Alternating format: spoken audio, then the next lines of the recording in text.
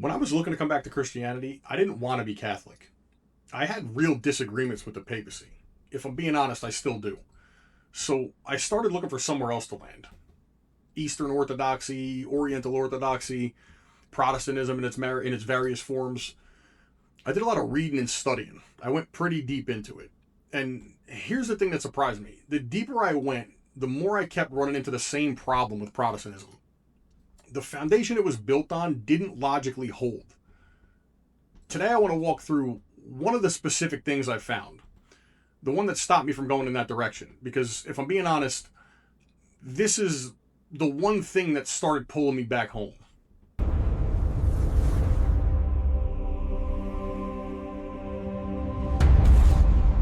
I'm not trying to dunk on Protestants here.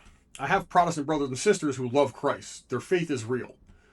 That's not what this is about. This is about one specific doctrine, Sola Scriptura, or the sufficiency of Scripture, as I've recently heard it referred to. And why, when I actually studied it, I couldn't make it logically work. I talked recently about modern Christianity and how it often paints a picture and shows men an incomplete version of Christ. This is related, but narrower. It's about one intellectual problem that once I saw it, I couldn't unsee it. So let me state the position fairly because I think that matters. Sola Scriptura, or Scripture alone, doesn't say tradition has no value. The serious version says Scripture is the final infallible authority. Tradition can have weight, but when tradition and Scripture conflict, Scripture wins. Or as I've heard it put recently, tradition has the vote, but Scripture has the veto. That's what I was evaluating back then. It wasn't a straw man of the argument. It was the actual position. And that's where I got stuck. In 2 Thessalonians 2:15, Paul writes, "So then, brothers, stand firm and hold to the traditions that you were taught by us, either by spoken word or by our letter." So this is Paul writing inspired scripture, telling believers to hold to traditions taught to them in two ways, by spoken word and by letter. So oral tradition and written tradition. And he makes no distinction between them. Now, think about what that means for Sola Scriptura. If Scripture alone is the only infallible rule of faith, then Scripture itself should, at minimum, not contradict that claim. But here in Scripture, Paul is treating oral tradition just as authoritative as written Scripture, which means the doctrine of Sola Scriptura is contradicted by the very source it claims as the only infallible authority. Scripture, the alleged sole authority, is pointing somewhere outside of itself, saying that also is authoritative. If Scripture is the only infallible source, but Scripture itself tells you to trust sources beyond Scripture, the doctrine eats itself. It becomes paradoxical. And that was the first crack in it for me. And then there's James. The second crack came from a related angle. A lot of Protestant theology leans on the idea of faith alone, that we're justified by faith and not by works. Protestants cite Romans 3:28. Here's what I found when I actually studied this. The exact phrase faith alone appears exactly once in the entire New Testament, in James 2:24. You see that a person is justified by works and not by faith alone. The only place in the New Testament where that phrase appears is the verse arguing against it. And Paul goes further a few verses earlier. Faith without works is dead. Now, thoughtful Protestants will say Paul and James are addressing different questions. Paul is talking about the works of the Mosaic Law, and James is talking about whether real faith produces fruit. And they're right. They're not contradicting each other. But that's precisely the Catholic position.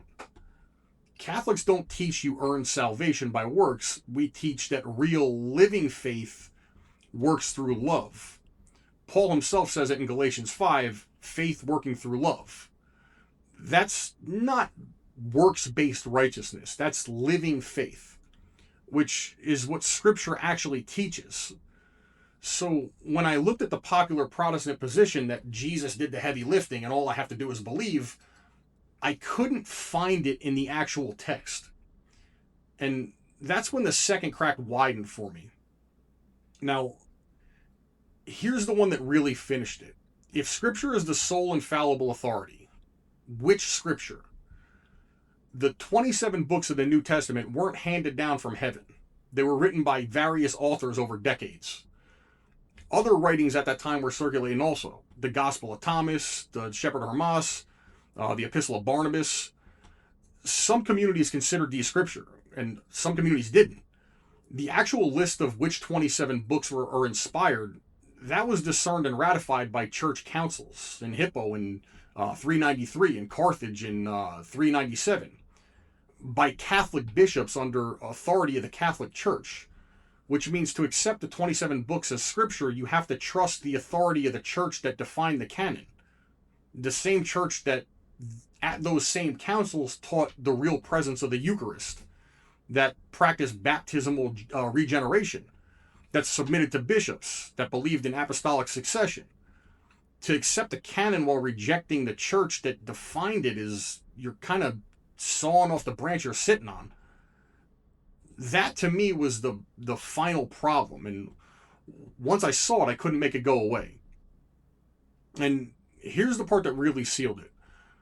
Once I accepted that the church that defined the canon had real authority, I started looking at those early Christians and what they actually practiced and believed.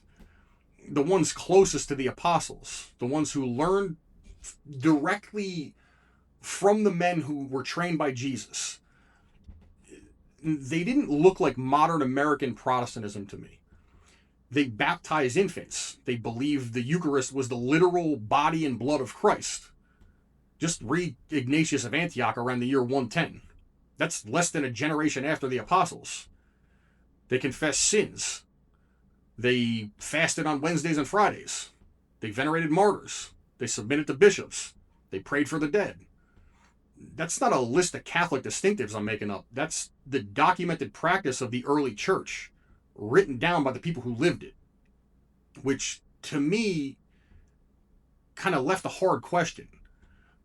If the early Christians, the ones who learned from the apostles directly, practiced the faith one way and modern Protestantism practiced it a different way, who got it right? Because somebody changed something, and I don't think it was the people closest to Jesus.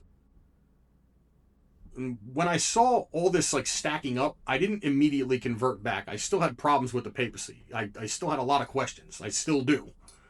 But I had a thought. It's kind of like a new thing that came to me. If something this foundational couldn't survive contact with Scripture itself, what else had I been told that didn't hold up? That question is kind of what pulled me deeper in. It wasn't Catholic apologetics, and it wasn't somebody telling me I was wrong. It was just my own honest investigation, just kind of hitting a wall. And the more I dug, the more those reasons started falling apart also. I came home to the Catholic Church with questions, and I still wrestle with them sometimes. But I came home because the alternative, when I actually studied it, couldn't stand on its own foundation. If you're a Protestant and you're watching this and you disagree, I get it. I held your position for a while. I respect anyone who takes their faith seriously enough to actually study it. But I'd ask you to sit with 2 Thessalonians 2:15 and John 2:24 and ask honestly, does the doctrine I've been taught actually survive contact with Scripture it claims to, as its sole authority? And if you can answer that question and stay a Protestant in good conscience, I respect that. But for me, I couldn't. If you're someone wrestling with similar questions on your own road back, I'd love to hear from you in the comments. What's the question you can't resolve? My full testimony is linked in the description below if you want the bigger picture.